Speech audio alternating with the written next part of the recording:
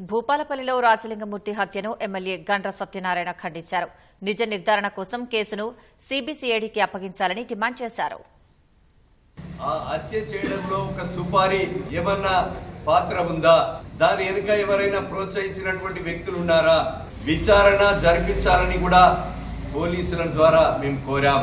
ఒకవేళ నిజ నిజాలు తేలాలన్నా సిబిసిఐడి ద్వారా విచారణ జరిపించే విధంగా కూడా ఈ ప్రభుత్వం సిద్ధంగా ఉంది.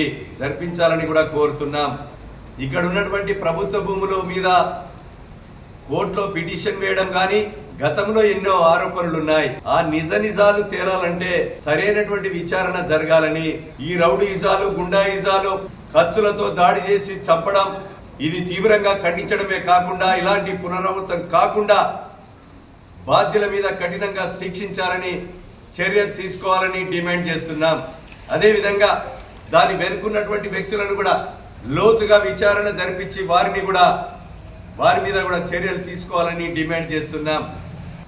ఎలాంటి వారైనా ఎంతటి వారైనా ఉపేక్షించేది లేదు.